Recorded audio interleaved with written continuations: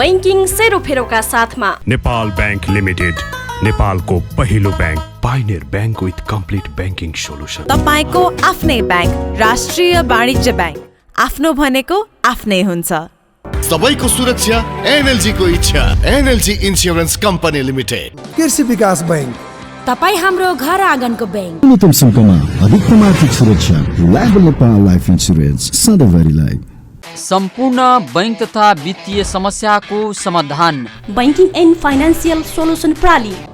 अर्थ राजनीति सम्बन्धी खास खबरका लागि अर्थराजनीति.com।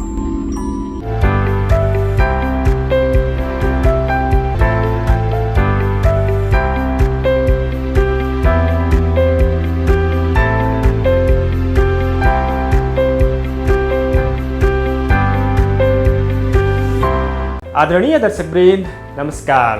सम्पूर्ण बैंकिङ तथा वित्तीय समस्याको समाधान भन्ने मूल नाराका साथ स्थापित बैंकिङ एन्ड फाइनान्सियल सोलुसन प्रणाली काठमाडौँको प्रस्तुति नेपाली टेलिभिजन क्षेत्रकै एक मात्र विशुद्ध बैंकिङ कार्यक्रम बैंकिङ सेरोफेरोमा यहाँलाई हार्दिक स्वागत गर्न चाहन्छु। म मनोज पौड्याल। दर्शकवृन्द, कोरोना भाइरस अर्थात् कोभिड-19 का कारण विश्व अहिले सङ्कटमा छ। यस सङ्कटबाट मुक्त हुनका निमित्त सबैभन्दा भरपर्दो र उपयुक्त माध्यम भनेको भौतिक दूरी नै हो भन्ने कुरा प्रष्ट भइसकेको छ। त दर्शकवृन्द, सम्भव भएसम्म भौतिक दूरी कायम गरौँ भन्ने आग्रहका साथ कार्यक्रम बैंकिङ सेरोफेरो अगाडि बढाउने यहाँहरू समक्ष अनुमति चाहन्छु।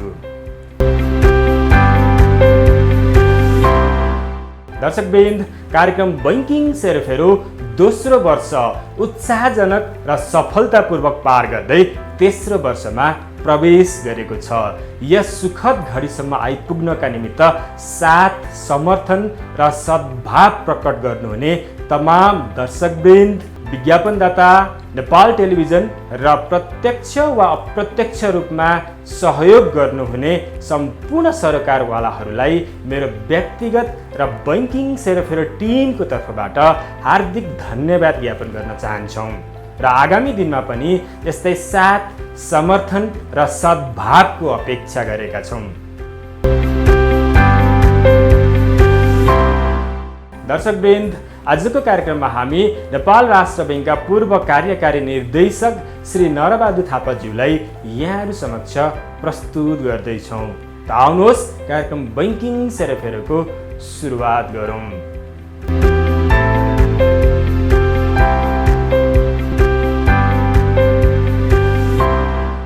सर नमस्ते। नमस्ते। कार्यक्रम बैंकिङ सेरोफेरोमा स्वागत छ। धन्यवाद। आरामै हुनुहुन्छ? आराम छु। समय प्रतिकूल छ सर, कसरी बितिरहेका छन् दिनहरू? अब भनौँ न 15-16 महिनादेखि विश्व महामारी यो कोभिड छ। हजुर। लकडाउनको स्थिति छ मोरलेस। त्यसैले अब घरमै बसिया छ। अलिकति लेखपढ गर्यो, आफूले विगतका गरेका कामहरूको रिभ्यू गर्यो, आफूलाई अपडेट गर्यो। यसरी मैले चाहिँ समय व्यतीत गरिरहेको छु। ओके सर, यहाँको लामो समयको नेपाल राष्ट्र बैंकमा अनुभव, त्यस पश्चात पनि प्रत्यक्ष अप्रत्यक्ष रूपमा बैंकिङ क्षेत्र र अर्थतन्त्रलाई नजिकबाट निहाल्नु भएको छ। कोभिडले कस्तो इम्प्याक्ट पार्यो, के कस्ता समस्याहरू सिर्जना गर्यो सर? अब चाहिँ यो कोभिडले हामी सबैलाई चाहिँ आतंकित पारेको र आर्थिक गतिविधि एक हिसाब किताबले एकदम मन्द स्थितिमा सुस्तरी चलिराखेको अवस्था चाहिँ छ। अब अहिलेको चुनौती भनेको चाहिँ दुईटा छ जस्तो लाग्छ मलाई। एउटा चाहिँ जीवन रक्षा कसरी गर्ने र अर्को चाहिँ जीविका। यी दुईटा चाहिँ प्रमुख चुनौतीका रूपमा आइराखेको अवस्था चाहिँ छ। अब नेपालमा चाहिँ 38 लाख मानिसहरू दैनिक यो चाहिँ नेपालमा काम गरिराखेको, ज्यालादारी गरिराखेको, त्यसमध्ये यो 17 लाख जति दैनिक ज्यालादारीमा रहेको तथ्याङ्क यो चाहिँ यो आइएलओ अन्तर्राष्ट्रिय श्रम सङ्गठनले नेपालमा अध्ययन गरेको तथ्याङ्क चाहिँ हो। र यस्तो अवस्थामा सर्वसाधारण नागरिक बर्बाद भएको र दैनिकी चलाउन चाहिँ गाह्रो परेको चुनौती नेपाललाई मात्र होइन, छिमेकी मुलुक भारत र विश्वका कतिपय मुलुकमा यो जीविकाको सवाल चाहिँ दोस्रो चाहिँ चुनौतीको रूपमा अहिले देखा परेको छ यो कोभिड महामारीको कारणले गर्दा मलाई त्यस्तो लाग्छ। सर यी त समस्याका कुराहरू भयो, अब रिभाइभलको बाटो के देख्नुहुन्छ? यहाँको विज्ञको नजरले के भन्छ? अब चाहिँ यो कोभिडको खोप त आइसकेको छ, तर यो पहुँचको समस्या छ। अब विकसित मुलुकहरूले यो खोपको सुनिश्चित गर्ने क्रममा अब भनौँ न प्री एग्रिमेन्ट गरेर बुकिङ गराइसकेको अवस्थामा नेपाल जस्तो देश खोप आइसकेपछि पनि 1-2 वर्ष आगामी 1-2 वर्ष चाहिँ चुनौतीका चाहिँ समय हुनेछन् जस्तो लाग्छ। त्यसको लागि अलि सावधानी अवलम्बन गरेर जीविका र आर्थिक गतिविधिलाई कसरी चाहिँ टेवा दिने र गति प्रदान गर्ने खालको रणनीति नेपाल जस्ता देशहरूले चाहिँ अवलम्बन गर्नुपर्छ जस्तो मलाई लाग्छ। र अब कसरी गर्ने, सावधानी अवलम्बन गरेर जीविका सम्बन्धी गतिविधि कसरी चलाउने भन्ने कुराहरू चाहिँ चुनौती नै छ। र मलाई के लाग्छ भने अब विगत 2-3 वर्ष यताका के केन्द्रीय सरकार, के प्रदेश सरकार, के स्थानीय तहका जुन बजेटमा भएका कार्यक्रमहरू छन्, बहुवर्षीय जुन कार्यक्रमहरू छन्, ती बहुवर्षीय कार्यक्रमहरू परियोजनाहरूको चाहिँ कार्यान्वयनमा चाहिँ ध्यान दिनुपर्छ जस्तो लाग्छ। अब यस्ता परियोजनाहरू अब सघन बस्तीमा नभएर पूर्वाधार जन्ने अलिकति बस्ती नभएको अलिकति रिमोट एरियामा पनि हुन सक्छन्। त्यस्ता परियोजनाहरू बहुवर्षीय, ताकि तपाईको बजेट आउँदा साथमा ठेक्का पट्टा लगाउनु पर्ने झन्झट नहुने किसिमका कार्यक्रमहरू चाहिँ फेरि पत्ता लगाएर फेरि ती बजेट डकुमेन्ट्समा खोजेर अलिकति टार्गेटेड हिसाब किताबले जाने, ताकि जीवन रक्षा पनि होस्, जीविका पनि चलोस् भन्ने खालको त्यो मोडालिटी अवलम्बन गर्नुपर्छ जस्तो लाग्छ। अब काठमाडौँ जस्तो सहरमा अब सबै कुराहरू चाहिँ छोडेर अनि जीविका चलाउने भन्दा अलि चुनौती हुने, फेरि कोरोना चाहिँ फैलिने, अनि फेरि चाहिँ लकडाउन लगाउनु पर्ने, निषेधाज्ञा लगाउनु पर्ने किसिमका हुने भएको हुनाले अलिकति रणनीतिमा, विकास रणनीतिमा अलिकति परिवर्तन गर्ने, एप्रोचमा परिवर्तन गर्ने, केही गर्नु पर्दैन।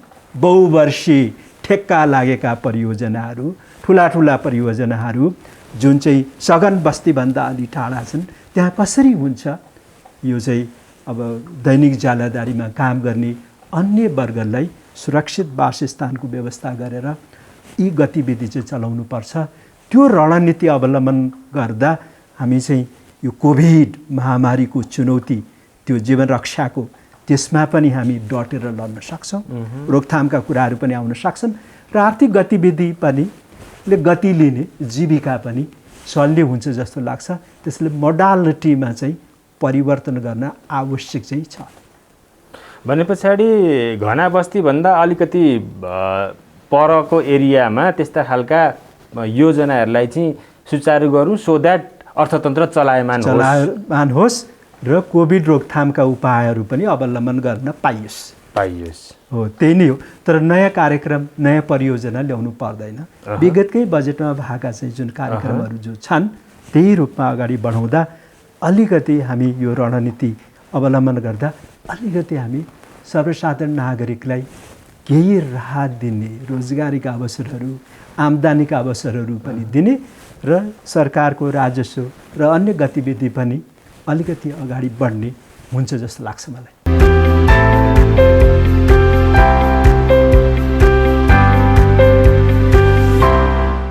मौद्रिक नीति केही दिन पछाडि सार्वजनिक हुँदैछ।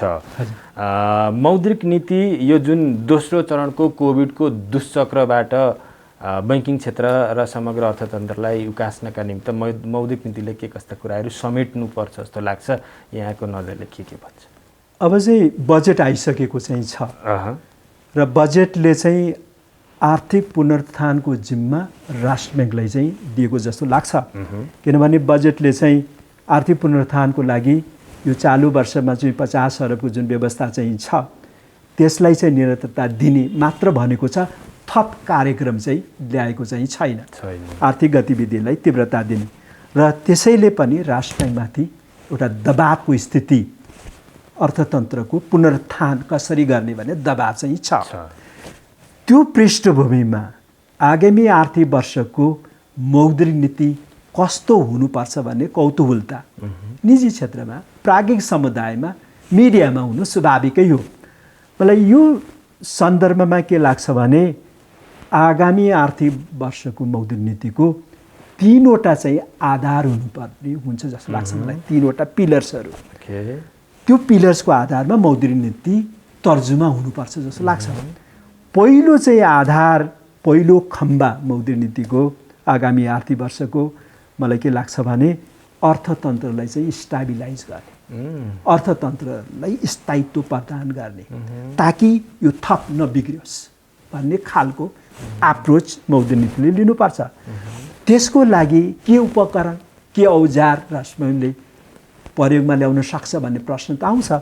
त्यसको लागि अब यो कर्जाको पुनर्तालिकीकरणको कुरा फेरि आगामी आर्थिक वर्षमा पनि राष्ट्र ब्याङ्कले दोहोऱ्याउनुपर्छ। 1 वर्ष लागि थप चाहिँ कर्जा चाहिँ म्याद भुक्तानी थप गर्ने व्यवस्था गर्नुपर्छ ताकि यो ब्याङ्किङ क्षेत्र निजी क्षेत्र चाहिँ कन्ट्रोलमा रहोस्, नियन्त्रित अवस्थामा रहोस् र कुनै आतङ्कको अवस्था कोभिडको कारणले कर्जा भुक्तानी गर्नुपर्ने असारपछि त गर्नु पर्यो त्यस्तो स्थिति नआओस् भन्ने हिसाब किताबको सोच मौद्रिक नीतिले लिनुपर्छ। वित्तीय क्षेत्रप्रति निजी क्षेत्रप्रति पोजिटिभ एटिट्युड राखेर यो चालु वर्षमा जसरी राष्ट्र ब्याङ्कले राख्यो त्यही हिसाब किताबले त्यसको कन्टिन्युटी त्यसको निरन्तरता दिनुपर्छ। यो पहिलो पिलरको रूपमा हुनुपर्छ। दोस्रो अहिले आर्थिक गतिविधि त सुस्तायक अवस्था छ कोभिडको कारणले। त्यसैले राष्ट्र ब्याङ्कले आगामी आर्थिक वर्षमा मौद्रिक नीति मार्फत आर्थिक गतिविधिमा कसरी गति दिने तीव्रता दिने सोच त राख्नु पर्यो।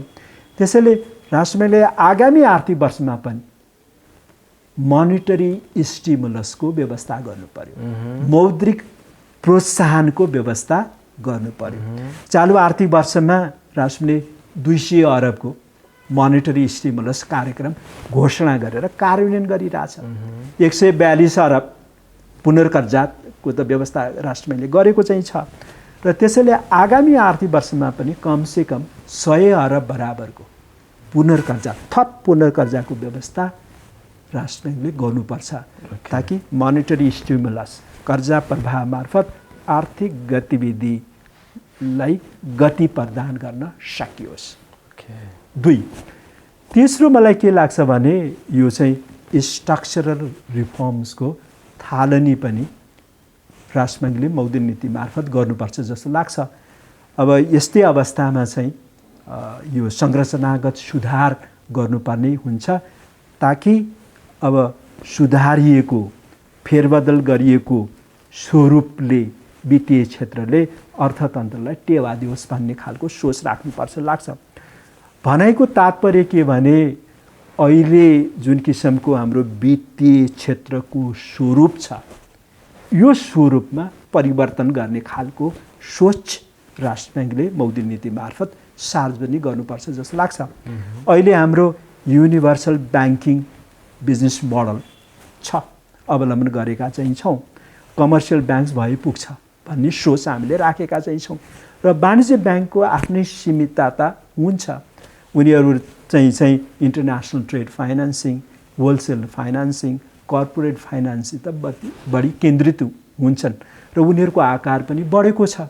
अब आकार बढेको कारणले उनीहरू ठुल्ठुलो जलविद्युत ऊर्जा क्षेत्रमा अन्तर्राष्ट्रिय व्यापारमा एलसी आदि कारोबार गरिराखेका हुन्छन् र सानोतिनो कर्जा चाहिँ दिन उनीहरूलाई गाह्रो पर्ने हुन्छ। त्यसैले नेपालमा हामी एसएमईको विकास भएन, उद्यमशीलताको विकास भएन भनिरहेछौँ। बजेटले पनि भनिरहेछ स्टार्टअप योजना च्यालेन्ज फन्डको व्यवस्था बजेटले गरेको छ। मतलब के हो भने साना तथा मझौला उद्योग व्यवसायको विकास गर्ने र रोजगारीका अवसरहरू सृजना गर्ने र अर्थतन्त्रलाई अलिकति इनोभेटिभ बनाउने भन्ने नै हो। त्यसैले त्यस प्रकारको फाइनेन्सिङको व्यवस्था गर्नको लागि वित्तीय संरचना परिवर्तन हुन आवश्यक चाहिँ छ। र काठमाडौँ बाहिर मफसलमा साना तथा मझौला उद्योग व्यवसायलाई कर्जा दिने खालका ब्याङ्क तथा वित्तीय संस्थाहरूको लाइसेन्स दिने व्यवस्था राष्ट्र ब्याङ्कले गर्नुपर्छ जस्तो मलाई लाग्छ।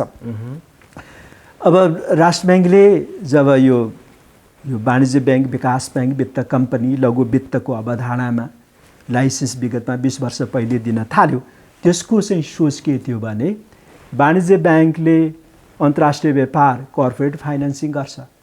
विकास ब्याङ्क निजी क्षेत्रबाट सानो सानो पुँजीमा खोलिएका विकास ब्याङ्कले एसएमई फाइनेन्सिङ गर्छ।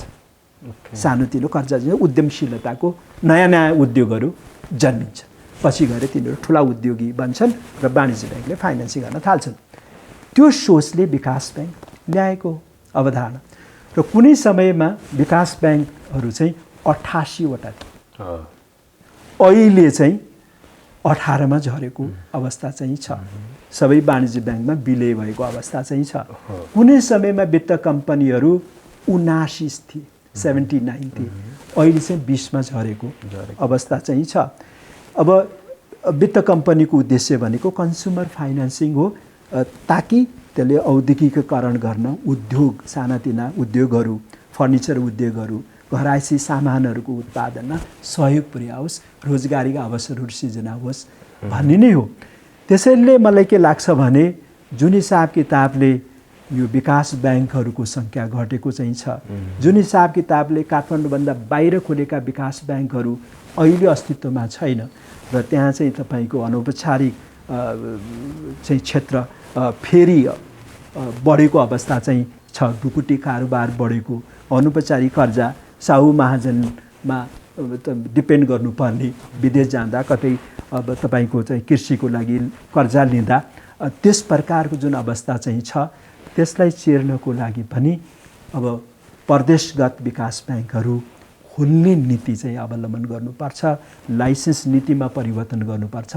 कमसेकम एउटा प्रदेशमा 3 देखि 5 वटा प्रादेशिक विकास ब्याङ्कहरू आउने, स्थापना हुने, त्यहाँ चाहिँ उद्यमशीलताको विकास हुने सोच राखेर र आगामी आर्थिक वर्षको मौद्रिक नीतिमा प्रदेशगत प्रादेशिक विकास ब्याङ्कको स्थापनाको लागि आह्वान गर्ने, सङ्ख्या चाहिँ किटान गर्ने, प्यारामिटर्सहरू सेट गर्ने र प्रदेशमा विकास ब्याङ्कहरू 2 अरबको विकास ब्याङ्क, चुक्ता पुँजी भएको विकास ब्याङ्क त्यहाँ स्थापना भयो भने त्यहीँको वित्तीय स्रोत परिचालन हुन्छ, त्यहीँका मानिसहरूले कर्जा पाउँछन्, उद्यमशीलताको विकास हुन्छ र प्रदेश सरकारले पनि आफ्नो बजेट निजी क्षेत्रसँग हातेमालो गरेर कार्यान्वयन गर्ने क्षमता राख्ने हुन्छन्। त्यसैले अबको वित्तीय क्षेत्रको स्वरूपमा चाहिँ परिवर्तन गर्ने क्रममा 3 खालका विकास ब्याङ्कको अवधारणामा नेपाल जानुपर्छ जस्तो लाग्छ। एउटा राष्ट्रिय स्तरका विकास ब्याङ्कहरू, राष्ट्रिय स्तरका ठुला ठुला पूर्वाधारमा लगानी गर्ने, अब ती चाहिँ काठमाडौँमै प्रधान कार्यालय भएका पनि हुन सक्छन्, बाहिर पनि भएका हुन सक्छन्। दोस्रो राष्ट्रिय स्तरका बाहेक प्रादेशिक विकास ब्याङ्क। तेस्रो चाहिँ स्थानीय विकास ब्याङ्क, भनौँ न 3-4 वटा पालिका कार्यक्षेत्र भएका सानो सानो पुँजीका विकास ब्याङ्कहरूको अवधारणामा राष्ट्र ब्याङ्क जानुपर्छ र राष्ट्र ब्याङ्कको चाहिँ उपस्थिति साथै प्रदेशमा चाहिँ अहिले भएको चाहिँ छ र ती राष्ट्र ब्याङ्कका ती कार्यालयहरू जुन छन् काठमाडौँभन्दा बाहिर, उनीहरूलाई पनि बिजनेस दिनु पर्यो र यस प्रकार प्रदेशगत विकास ब्याङ्कहरू, स्थानीय विकास ब्याङ्कहरूको भनौँ न स्थलगत निरीक्षण, सुपरिवेक्षण गर्ने जिम्मा राष्ट्र ब्याङ्कका चाहिँ प्रदेशगत जुन कार्यालय छन् नि तिनीहरूलाई दिएर र राष्ट्र ब्याङ्कको आफ्नो संरचनामा पनि परिवर्तन गर्ने, जुन राजनीतिक परिवर्तन भएको चाहिँ छ, जुन हाम्रो प्रशासनिक जुन बनोटमा फेरबदल भएको छ, तदनुरूपको वित्तीय क्षेत्रको निर्माण र विकासको सोच लिएर आगामी आर्थिक वर्षको मौद्रिक नीति आउनुपर्छ जस्तो मलाई लाग्छ। सर, यसो भन्दै गर्दाखेरि बैङ्क तथा वित्तीय संस्थाको सङ्ख्या चाहिँ अलरेडी धेरै भयो। अझ यहाँको कुराअनुसार त अब प्रादेशिक रूपमा पनि छुट्टा छुट्टै बैङ्कहरू स्थापना हुन्छ भन्दाखेरि कन्ट्राडिक्टरी भएन सर? जुन एउटा एक लाइनमा गइरहेको छ नेपाल राष्ट्र बैंक, नेपालको बैंकिङ क्षेत्र। हजुरको त ठ्याक्कै फेरि सङ्ख्या अझ बढाउनुपर्छ, थप्नुपर्छ भन्ने लाइनमा कुरा आयो नि। हो।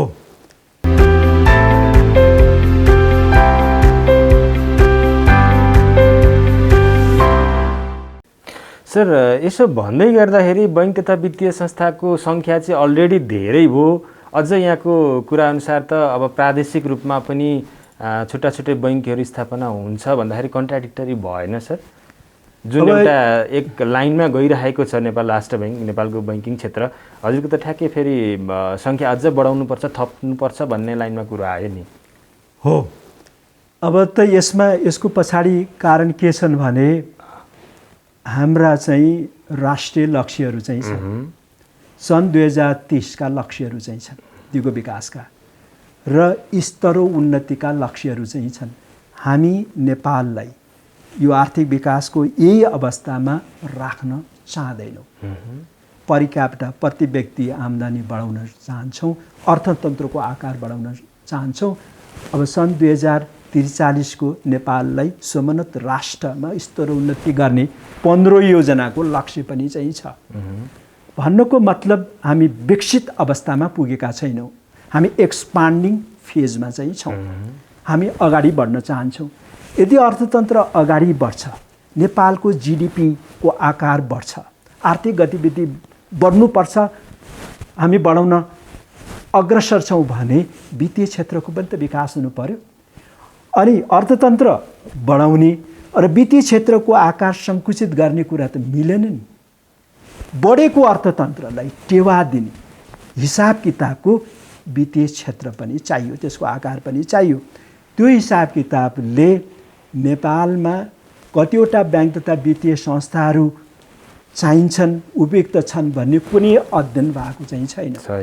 र यो तपाईँ प्रशासनिक तवरले भन्ने कुरो पनि होइन, यो बजारले निर्धारण गर्ने कुरो हो। जुन किसिमको हाम्रो विगतमा लाइसेन्सिङ पोलिसी हामीले लियौँ, निजी क्षेत्रलाई आमन्त्रण गऱ्यौँ, वित्तीय क्षेत्रमा भित्रायौँ, त्यसको उद्देश्य के हो भने निजी क्षेत्रले बैंक तथा वित्तीय संस्थाहरू खोल्न सक्छन् र यसरी निजी क्षेत्रले खोलेका ब्याङ्कहरूमा केही समस्या भयो भने विलयमा जान सक्छन्, मर्जमा जान सक्छन्, बन्द हुन सक्छन् भन्ने सोच न हो, र ताकि प्रतिस्पर्धात्मक वातावरण यो मुलुकमा होस् र ऋणी र निक्षेपकर्ता बचतकर्ता लाभान्वित हुन् भन्ने नै हो। र त्यो हिसाब किताबले अहिले वाणिज्य ब्याङ्क अहिले 27 अब 26मा झर्दैछन्।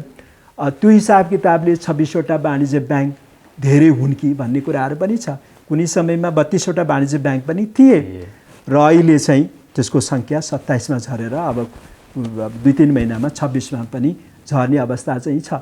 यो पनि बजार प्रक्रिया हो हैन। त्यसोस्ले अब राष्ट्र ब्याङ्कको यो चाहिँ तपाईँको सङ्ख्या घटाउने भन्ने किसिमको औपचारिक किसिमको चाहिँ कुनै लक्ष्य किटान भएको छैन। यद्यपि राष्ट्र ब्याङ्कले मर्जर र इक्विजिसन तपाईँहरू गर्न चाहनुहुन्छ भने बाटो खोलेको अवस्था नै हो। त्यसैले राष्ट्र ब्याङ्कले कुनै अध्ययन गरेर सङ्ख्याको किटानी र हामी कन्सोलिडेसन फेजमा गयौँ भनेको पनि छैन।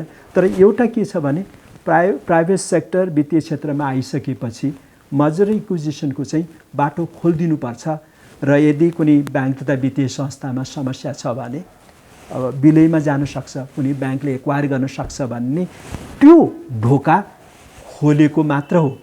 तर यदि हामीले चाहिँ सङ्ख्या घटाउने नाममा टु बिग टु फेल को आकारको ब्याङ्कहरूको निर्माण गऱ्यौँ भने यो राष्ट्र ब्याङ्कलाई भोलि खतरा हुनसक्छ, अर्थतन्त्रलाई खतरा हुनसक्छ। यति ठुलो एउटै ब्याङ्कमा सङ्कलित निक्षेपको सुरक्षाको कुरो हुन्छ, बजेटले धान्न सक्दैन, राष्ट्र ब्याङ्कले धान्न सक्दैन। त्यस हिसाब किताबले अर्थतन्त्रमा प्रतिस्पर्धा पनि होस् र क्षेत्रगत विकास पनि होस् र सबै प्रदेशहरूमाथि उठुन् भन्ने किसिमको चाहिँ वित्तीय स्वरूप चाहिँ हामीलाई चाहिन्छ। र अहिले वाणिज्य ब्याङ्कको लागि इजाजत नीति खोल्नुपर्छ मैले भनिराखेको चाहिँ छैन। विकास ब्याङ्क जसले चाहिँ एसएमई फाइनेन्सिङ गर्छन् त्यस प्रकारका वित्तीय संस्थाहरूको चाहिँ लाइसेन्स चाहिँ खोल्नु पर्यो। कतिपय प्रदेशहरू चाहिँ अझै पछाडि चाहिँ छन्।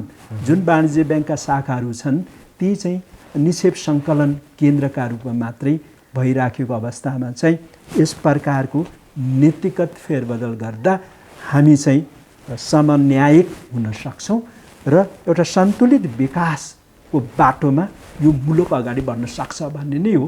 त्यसको लागि विकास ब्याङ्क उपकरणको रूपमा, औजारको रूपमा, उद्यमशीलताको विकासको औजारको रूपमा हामी लिन सक्छौँ। मार्ग प्रशस्त गरौँ, ठिक छ, र जबरजस्ती गर्ने त्यही नै एजेन्डाको रूपमा, विकासको एजेन्डाको रूपमा लिनु भएन।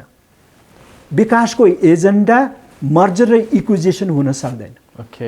वित्तीय क्षेत्रको विकासको एजेन्डा मर्जर र इक्विजिसन हुन सक्दैन। हाम्रो प्राथमिकता के हो? मौद्रिक नीतिको प्राथमिकता के हो? अर्थतन्त्रको प्राथमिकता के हो? त्यतातर्फ हामी लाग्नुपर्छ, नीतिहरू चाहिँ निर्माण गर्नुपर्ने हुन्छ। मर्जर र इक्विजिसन नै विकासको लक्ष्य हो, हुँदै होइन। र त्यसले अब नीति निर्माताहरू देखिनु पनि भएन कि कुनै निजी क्षेत्रको कुनै ग्रुपको चाहिँ पृष्ठपोषण गरेको, संरक्षण गरेको, उसको हितलाई संरक्षण गरेको जस्तो देखिनु पनि भएन। त्यसैले निष्पक्ष ढङ्गले, पारदर्शी ढङ्गले मौद्रिक नीति र बजेट चाहिँ कार्यान्वयन हुनुपर्छ। नीतिहरू चाहिँ नेपाली जनता सबैको लागि समान हुनुपर्छ। र अहिले वित्तीय क्षेत्रमा ठुलो सङ्कटको अवस्था पनि आएको चाहिँ छैन। मलेसिया जस्तो ठुलो सङ्कटको अवस्था पनि आएको चाहिँ छैन। अब हिजो सरकारी ब्याङ्क थिए, राष्ट्रिय वाणिज्य ब्याङ्क, नेपाल ब्याङ्क लिमिटेड र कृषि विकास ब्याङ्क, यिनीहरूको सङ्ख्याले पुगेन र नेपाली अर्थतन्त्रको विकास भएन भनेर हामीले निजी क्षेत्रको लागि वित्तीय क्षेत्र खुल्ला गरेका हौँ र निजी क्षेत्र आयो पनि होइन। त्यसले अब हाम्रो ब्याङ्क तथा वित्तीय संस्था प्रतिस्पर्धी होस्, इनोभेटिभ होस् र अर्थतन्त्रलाई आवश्यक पर्ने पुँजी परिचालन गरोस् भन्ने लक्ष्य राखेर राष्ट्रले अगाडि बढ्नुपर्छ जस्तो लाग्छ।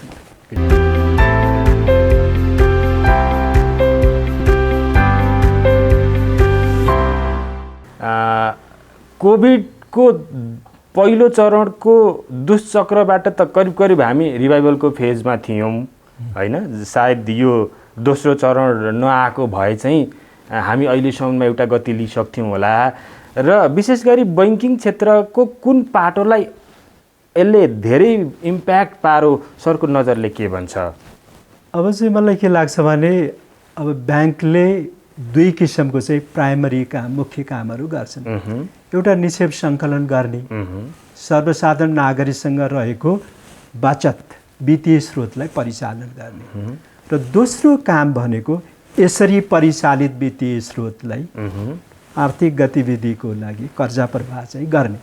यी दुईटा चाहिँ प्राइमरी, प्राथमिक ब्याङ्कहरूको कामहरू हुन्।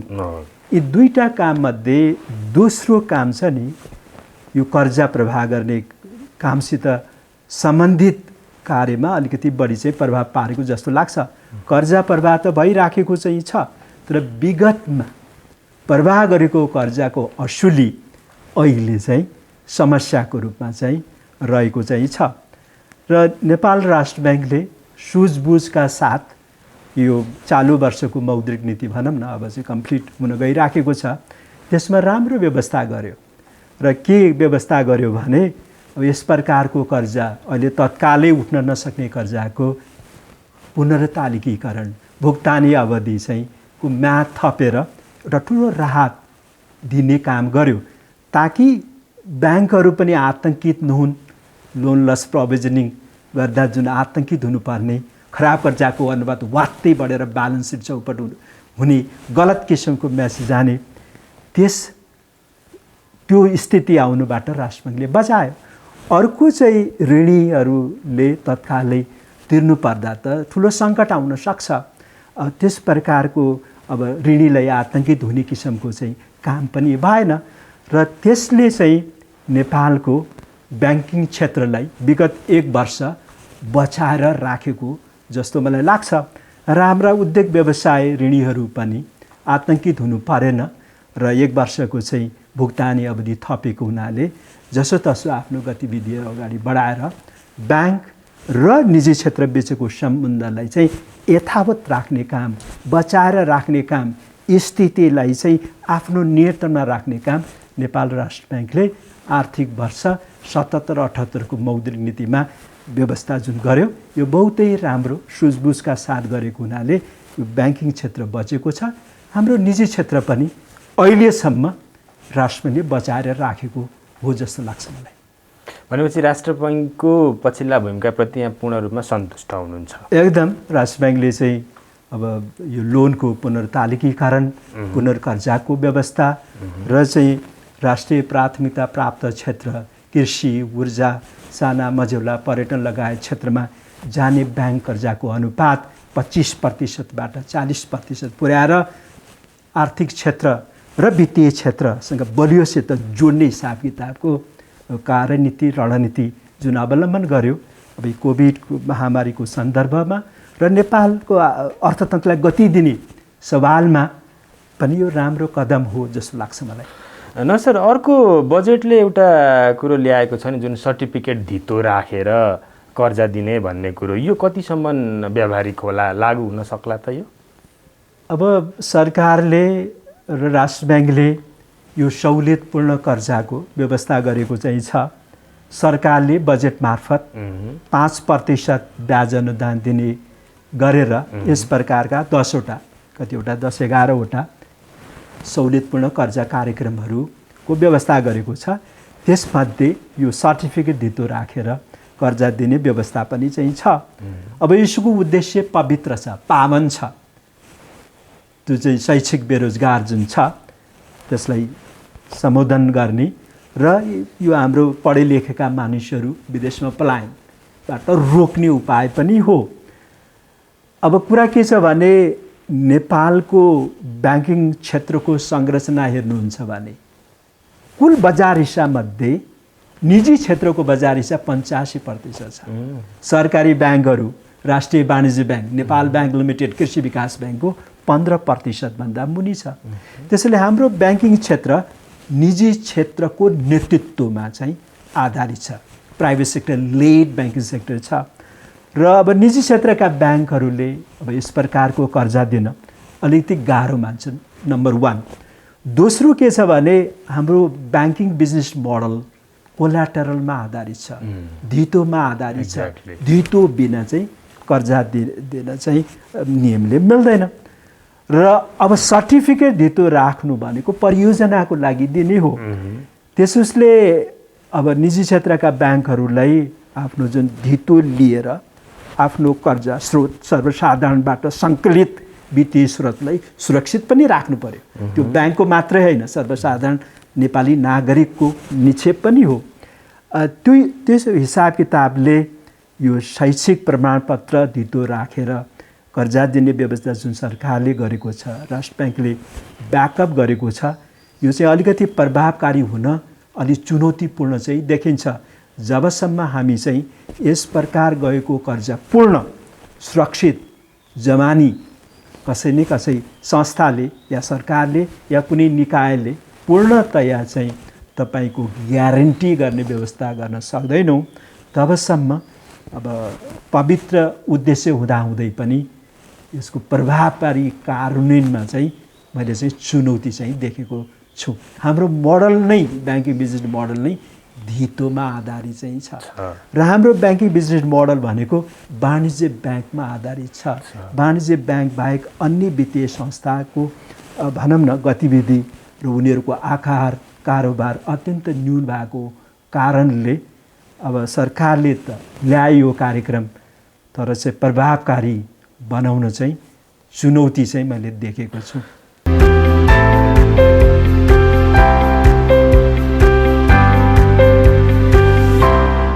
सर, यहाँले भन्नुभयो नि जुन नेपालको बैङ्किङ प्रणाली भनौँ मोडल चाहिँ धितोमा आधारित छ भनेर, साँच्चीकै धितोमै मात्रै आधारित छ, तर फरेन कन्ट्रिजमा यो छैन।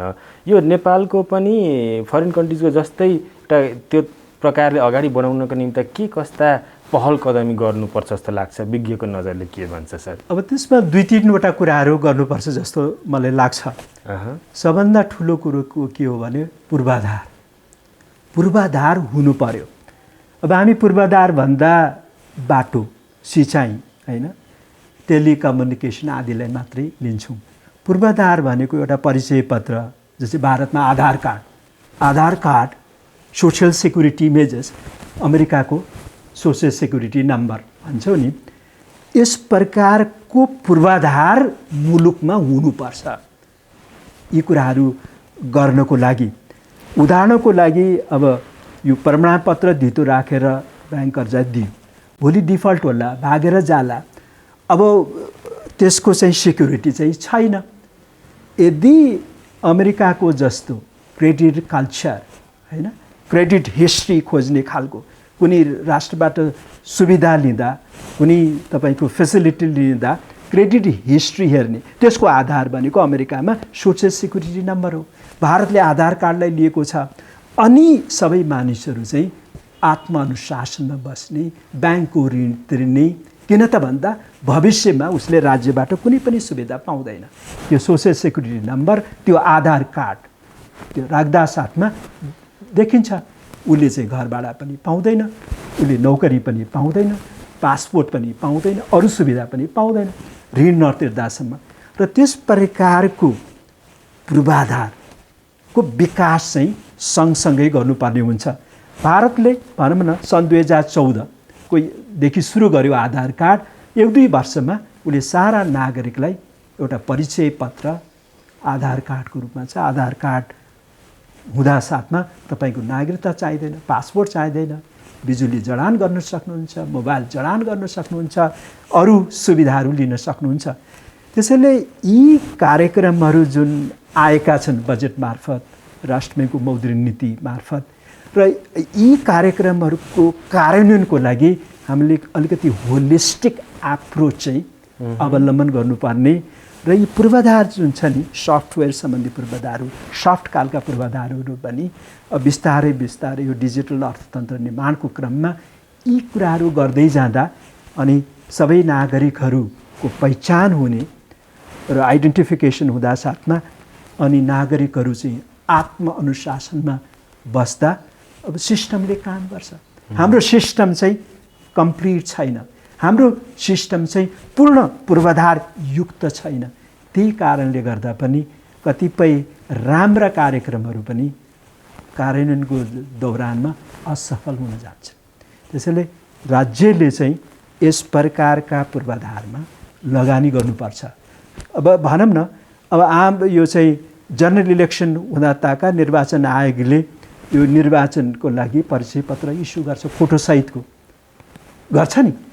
अब 5 वर्षमा 4 वर्षमा कति पटक यो जनरल इलेक्सन हुन्छ, त्यो समयमा निर्वाचन आयोगले एउटा परिचय पत्र फोटोसहितको इस्यु गर्ने क्षमता, अनुभव, प्र्याक्टिस नेपालको छ भने हामीले एउटा राष्ट्रिय परिचय पत्र हैन बायोमेट्रिकवाला चाहेमा दिन सक्छौँ।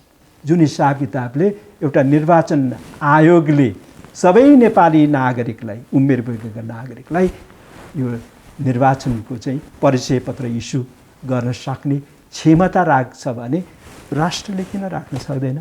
त्यस प्रकारका कुराहरू पनि मिडियामा आउनुपर्छ, सरकारलाई दबाब दिनुपर्छ, सुझाव दिनुपर्छ। यी कामहरू छिटो हामीले गऱ्यौँ भने हाम्रो अर्थतन्त्र नेपाल पनि अरू देशको चाहिँ यो विकासको गतिमा हामी लम्कन सक्छौँ। यी कार्यक्रमहरू चाहिँ प्रभावकारी हुन सक्छन् जस्तो लाग्छ। दर्शन, मैले अलिकति प्रसङ्ग परिवर्तन गर्न चाहेँ। केही समय अगाडि बजेट सार्वजनिक भएको थियो। 78-79 को बजेटलाई यहाँले कसरी विश्लेषण गर्नुहुन्छ नर्स? मैले चाहिँ यसलाई 2 किसिमले हेर्ने गरेको छु। एउटा चाहिँ यो बजेटले सबैलाई समेट्ने, बजेटलाई चाहिँ सबै क्षेत्र, निजी क्षेत्र, कृषि, विभिन्न क्षेत्रलाई जोड्ने चाहिँ प्रयास गरेको चाहिँ छ जस्तो लाग्छ, नम्बर 1। त्यसैले निजी क्षेत्रले दिएका सुझावहरू बजेटमा परेका छन् र निजी क्षेत्र चाहिँ खुसी चाहिँ छ। उनीहरूले दिएका सुझावहरू के सिएनआई होस्, के चाहिँ एफएससिआई होस्, के हस्तकला चाहिँ सङ्घ होस्, के निर्यात सङ्घ होस्, तिनीहरू जम्मैले दिएको चाहिँ सुझावहरू समेटेको चाहिँ छ। त्यही कारणले पनि बजेट चाहिँ अलि लामो भएको जस्तो मलाई लाग्छ। त्यसैले यदि सरकारले बजेटमा भएका कार्यक्रमहरू कार्यान्वयन गर्न तत्परता देखायो भने निजी क्षेत्रको सहयोग हुने देखिन्छ। किनभने निजी क्षेत्रका कार्यक्रमहरू चाहिँ त्यहाँ परेका छन्। यो राम्रो कुरो हो, सबैलाई साथ लिएर जाने यो चाहिँ राम्रो पक्ष हो जस्तो मलाई लाग्छ। दोस्रो चाहिँ अब अहिले ग्लोबल लेभलमा चाहिँ इस्युज भनेको जलवायु परिवर्तन हो हैन, सोसियल इन्क्लुजन आदि कुराहरू हुन् र त्यो हिसाब किताबले पनि त्यतातिर चाहिँ मोडेको बजेटले मलाई लाग्छ। जुन राम्रो इलेक्ट्रिक भेहिकल्सहरूमा जुन गरेको सुविधा, जुन चाहिँ तपाईँको भन्सार दर अरू करहरू कटौती गरेर हाम्रो चाहिँ बिजुलीमा जुन कम्प्यारेटिभ एडभान्टेज तुलनात्मक लाभ छ, त्यसको आधारमा अर्थतन्त्रलाई अगाडि बढाउने हिसाब किताबको सोच बजेटमा आएको छ। यो राम्रो कुरो हो जस्तो मलाई लाग्छ। तर अर्कोतर्फ अब बजेटको आकार चाहिँ अब धेरै ठुलो 16.5 खरबको चाहिँ छ। अब कोभिडको महामारीको अवस्थामा, अब राजनीतिक यो अवस्थामा अब यति ठुलो आकारको बजेट कार्यान्वयन गर्न सरकारको संयन्त्रले सक्छ कि सक्दैन भन्ने कुराको हेक्का चाहिँ अलिकति पुगेन कि सरकारले राखेन कि भन्ने जस्तो लाग्छ। अहिले यो महामारीले यो चाहिँ आवश्यक महामारीको चाहिँ सन्दर्भमा आवश्यक क्षेत्र के हुन् र ती इमिडिएट समयमा अब अल्पकालमा गर्ने के काम हुन सक्छन् त्यसमा केन्द्रित भएर बजेट अलिकति आइदिएको भए अलिकति लक्षित हुन्थ्यो, कार्यान्वयन गर्न सहज हुन्थ्यो भन्ने कुराहरू पनि चाहिँ छन्। त्यसैले अब बजेट अलिकति महत्त्वाकांक्षी भएको जस्तो पनि लाग्छ, जसले कार्यान्वयनमा अलिकति फितलो हुँदा विश्वसनीयता हराएर जाने हुन्छ। तर निजी क्षेत्रका सुझावहरूलाई समेटेको र अलिकति अहिले ग्लोबल एजेन्डा, क्लाइमेट चेन्ज आदि विभिन्न कुराहरू छन्, त्यतातर्फ पनि बजेट केन्द्रित भएको हुनाले यसलाई चाहिँ राम्रो मान्नुपर्छ जस्तो लाग्छ। ओभरअल राम्रो मान्नुपर्छ, तर आकार ठुलो भयो भन्ने यहाँको मुख्य प्रति टिप्पणी रह्यो हैन सर। जुन 6.5% को उसले आर्थिक वृद्धि दर परिकल्पना गरेको छ, यो कति हदसम्म एचिभेबल छ?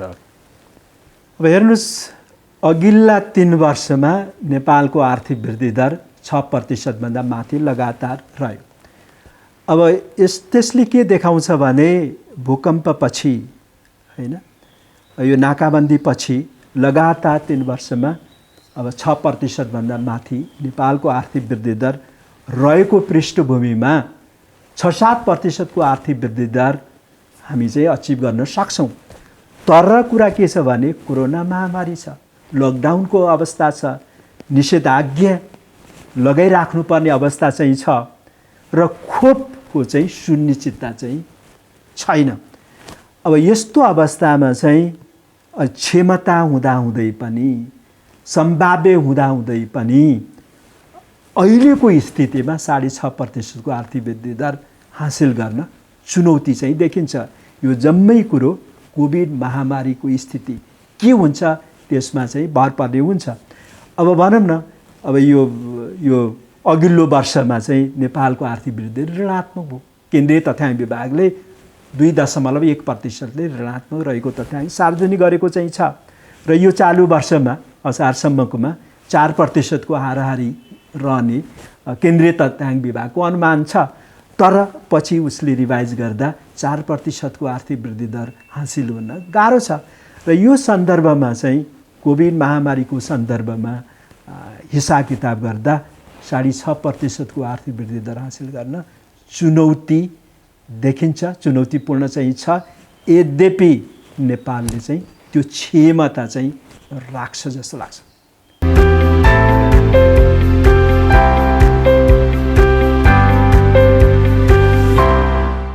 बजेटसँगै एउटा प्रसङ्ग मैले जोड्न चाहेँ। बजेटले के भन्यो भन्दाखेरि यो चालु आर्थिक वर्षमा चाहिँ 3.5% को मुद्रास्फीति छ भनेर गर्व गरौँ होइन र आगामी आर्थिक वर्षमा चाहिँ 6.5% पुग्छ भनेर पनि भनौँ। यसको अर्थ के यो बजेट चाहिँ वितरणमुखी हो भन्न मिल्छ? किन भन्दाखेरि हाल 3.5% रहेको मुद्रास्फीति 6.5 अलमोस्ट 2 टाइम्सले वृद्धि हुन्छ भन्नुको अर्थ के हुन सक्छ? यसको पछाडि विज्ञको नजरले के भन्छ नर्स? अब यो नेपालको अहिले मुद्रास्फीति 4% भन्दा मुनि चाहिँ छ। अब अहिले क्रय शक्ति छैन, आर्थिक गतिविधि अब भनौँ न अलिकति शून्य प्राय अवस्थामा रहेको अवस्थामा अब यो मूल्य अलि न्यून भएको चाहिँ हो। तर अलिकति एग्रिगेट डिमान्ड समष्टिगत मागमा चाप पर्दा साथमा मूल्यमा त चाप पर्छ नै। त्यसैले अब नेपाल जस्तो देशमा 6% को 5% को मुद्रास्फीतिलाई हामी चाहिँ अलिकति टलरेट गर्ने खालको भन्न सक्छौँ। भारतले 4% को 4 ± 2 को 2 देखि 6% को चाहिँ लक्ष्य भारतले राखेको चाहिँ छ। यो मुद्रालाई चाहिँ बजेटको चाहिँ कतै वितरणमुखी भएर यस प्रकारको हो कि भनेर जोड्न खोज्नुभयो। अब सरकारले अलिकति वितरणमुखी बनाएको चाहिँ छ। अब यो भनौँ न सामाजिक सुरक्षाका चाहिँ जुन कार्यक्रमहरू छन् त्यसको भत्ता बढाएको छ, 3000बाट 4000 पुर्याएको अवस्था चाहिँ छ। त्यसैले एक हिसाब किताबले अब भनौँ न यो सिनियर सिटिजन असहाय आदिलाई अलिकति राहत पुग्ने हुन्छ। त त्यसले मात्र नेपालको आर्थिक गतिविधिमा गति दिने हुँदैन। त्यसैले आर्थिक गतिविधिलाई गति दिनको लागि लगानी चाहिँ हुनुपर्ने हुन्छ। लगानी खर्च, पुँजीगत खर्च भनौँ न, पुँजीगत खर्च जबसम्म तिनै तहका सरकारहरूले बढाउन सक्दैन, गति दिन सक्दैन, त्यो बेलासम्म हाम्रो समष्टिगत मागका जुन कम्पोनेन्ट छन् त्यो कम्पोनेन्ट्समध्ये पुँजीगत जसलाई हामी लगानी इन्भेस्टमेन्ट भन्छौँ नि, त्यो नबढ्दासम्म यो चाहिँ अब मुद्रास्फीतिमा नेपालको बजेटको कारणले मात्रै चाप पर्ने राहत मिल्ने भन्ने हुँदैन। र हाम्रो यो मुद्रास्फीति चाहिँ हाम्रो विनिमय दर जुन प्रणाली छ भारतसँग चाहिँ आबद्ध गरेको छौँ र भारतको मुद्रास्फीतिले पनि जुन किसिमको खुल्ला सिमाना भारतसँग छ त्यसले पनि प्रभाव पार्ने हुन्छ। नेपालको बजेटले मात्र, नेपालको मौद्रिक नीतिले मात्र नेपालको प्राइसलाई समुचित हिसाब किताबले नियन्त्रण राख्ने हुँदैन। यद्यपि हामीले यो स्थिर विनिमय प्रणाली एउटा रणनीति, मुद्रास्फीति कन्ट्रोल गर्ने, मूल्यलाई कन्ट्रोल गर्ने रणनीतिक मौद्रिक नीतिको रणनीतिको रूपमा लिएर यो मुद्रास्फीतिको व्यवस्थापन विगत 50-60 वर्षदेखि 2017 सालदेखि हामीले त्यो रणनीति अवलम्बन गरेको अवस्था चाहिँ छ। त्यसले बजेटको कारणले मात्रै अब मूल्य माथि जाने, मूल्य तल जाने हुँदैन जस्तो लाग्छ नेपालमा। यसरी बुझ्दा हुन्छ सर, मैले अलिकति मेरो बुझाइ 3.5% को चालु आर्थिक वर्षमा रहेको मुद्रास्फीति चाहिँ 6.5% पुग्छ भन्दै गर्दाखेरि अलिकति विस्तारकारी वितरणमुखी त भइ नै गयो, यहाँले पनि करिब स्वीकार्नुभयो। र अब आउने आगामी वर्षमा चाहिँ मूल्य वृद्धि निकै नै बढ्नेवाला छ भनेर त्यो सङ्केत गर्न खोजेको हो सरकारले। अहिले अरू देशले विकसित मुलुकहरूले फिस्कल स्टिमुलस हैन वित्तीय प्रोत्साहनको नीति अवलम्बन गरिराखेका चाहिँ छन्। अब अमेरिकामा राष्ट्रपति बाइडेनले 1.9 ट्रिलियन को चाहिँ यो फिस्कल स्टिमुलसको कार्यक्रम ल्यायो र जसको प्रभाव अमेरिकामा परिरहेछ। अर्थतन्त्रले गति लिइराखेको छ। अन्तर्राष्ट्रिय मुद्रा कोषले त अमेरिकाको अर्थतन्त्र आगामी आर्थिक वर्षमा 6.4%ले बढ्ने, विकसित मुलुकको अमेरिकाको यो चाहिँ अत्यन्त चाहिँ ठुलो वृद्धि दरको प्रक्षेपण हो र रोजगारीका अवसरहरू सृजना भइरहेछ। मूल्यमा अलिकति चाप परेको अवस्था पनि छ। यो वित्तीय प्रोत्साहनको कारण समेतले गर्दा खोपमा पनि उनीहरूले चाहिँ सफलता हासिल गरेको हुनाले र त्यो सन्दर्भमा विश्व स्तरलाई आधार मान्ने हो भने अघिल्लो वर्षभन्दा आगामी आर्थिक वर्षमा मूल्यमा अलिकति चाप पर्ने खोपको कारण, खोप लगाउने सुरु भयो होइन। त्यसले चाहिँ कन्फिडेन्स बढाएको अवस्था चाहिँ छ, आर्थिक गतिविधिलाई प्रोत्साहित गरेको छ। अर्को चाहिँ फिस्कल स्टिमुलस, मोनिटरी स्टिमुलसको कारणले विकसित मुलुकहरूमा मूल्यमा चाप पर्ने देखिन्छ। तर अब नेपाल जस्तो देशमा अब त्यस प्रकारको ठुलो स्केलमा फिस्कल स्टिमुलस दिने अवस्था पनि छैन, सरकारले गरेको पनि छैन। अब राहत, ठुलो स्केलमा राहत दिने कार्यक्रम त बजेटले ल्याएको त छैन। त्यो हिसाब किताबले अब भारतले 2 देखि 6% मूल्यलाई नियन्त्रणमा राख्ने, त्यो सीमामा राख्ने जुन सन् 2016 देखि लक्ष्य लिएको जुन पृष्ठभूमि चाहिँ छ, त्यो पृष्ठभूमिलाई आधार मान्दा नेपालले पनि 6.5% सम्मको मुद्रास्फीति अब हामी सहिष्णु गर्न सक्छौँ, त्यसलाई वहन गर्न सक्छौँ। त्योभन्दा माथि गयो भने मौद्रिक उपाय, बजेटरी उपाय र अन्य प्रशासनिक उपाय मार्फत मूल्यलाई नियन्त्रण गर्छु भन्ने प्रतिबद्धता पनि हो। सरकारले बजेटमा यसरी उल्लेख गरिसकेपछि मुद्रास्फीति 6.5% भन्दा माथि जाँदा साथमा सरकार चाहिँ फिल्डमा आउनुपर्ने हुन्छ, मूल्यलाई कन्ट्रोल गर्ने उपायहरू अवलम्बन गर्नुपर्ने हुन्छ। त्यो त अप्पर सीमा हो।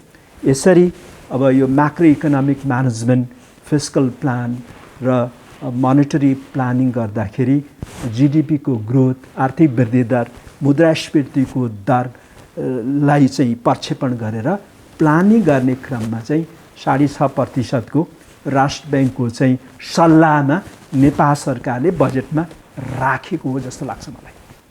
सर, अन्त्यमा मैले सोध्न छुटाएका, यहाँलाई भन्न मन लागेका टेलिभिजन हेरेर बसिरहनुभएका दर्शकलाई केही छ? अब मलाई के लाग्छ भने अहिले कोभिड महामारीबाट हामी सबै आक्रान्त छौँ। त्यसैले हामी के वित्तीय क्षेत्र, के अन्य क्षेत्र, के निजी क्षेत्र, कुनै क्षेत्रले म मात्रै लाभान्वित हुँ, मलाई मात्रै सरकारले हेरोस्, राष्ट्र ब्याङ्कले हेरोस् भन्ने खालको सोच चाहिँ राख्नुहुन्न। सबै सन्तुलित भएर अगाडि बढ्नुपर्ने हुन्छ। त्यसैले अहिलेको जुन स्थिति चाहिँ छ, त्यो स्थितिबाट नेपाली अर्थतन्त्रलाई कसरी अगाडि बढाउनु पर्छ भन्ने सोच नीति निर्माता र निजी क्षेत्रका खेलाडी, के ब्याङ्किङ क्षेत्रमा सम्बन्धित हुन्, के निजी क्षेत्रमा सम्बन्धित हुन्, त्यस प्रकारको सोच हामीले निर्माण गरेर यो सङ्कटबाट अर्थतन्त्रलाई बचाएर अगाडि बढाउनु पर्छ भन्ने सुझाव, त्यस प्रकारको चाहिँ सबैलाई चाहिँ मनन गर्ने म चाहिँ राय दिन्छु। हस् त सर, समय र संवादका लागि धेरै धेरै धन्यवाद। मौकाको लागि यहाँलाई पनि धन्यवाद।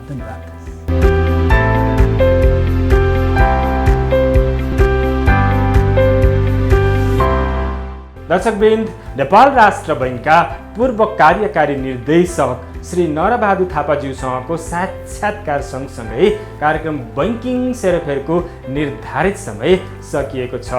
पुनः अर्को साता तपाईहरूको र हाम्रो भेटघाट हुने नै छ। तबसम्मको लागि म मनोज पौड्याल लगायत सम्पूर्ण बैंकिङ सेरोफेर युनिटलाई बिदा दिनुहोस्। नमस्ते।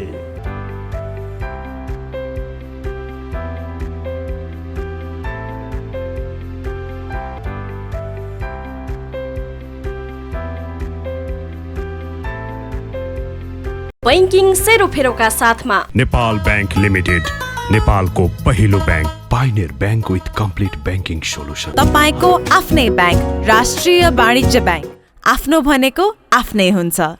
सबैको सुरक्षा एनएलजी को इच्छा। NLG insurance company limited. कृषि विकास बैंक, तपाईँ हाम्रो घर आँगनको बैंक। न्यूनतम शुल्कमा अधिकतम आर्थिक सुरक्षा। लाइफ नेपाल लाइफ इन्स्योरेन्स, सधैँभरिलाई। सम्पूर्ण बैंक तथा वित्तीय समस्याको समाधान बैंकिङ एन्ड फाइनान्सियल सोलुसन प्रणाली। अर्थ राजनीति सम्बन्धी खास खबरका लागि अर्थराजनीति.com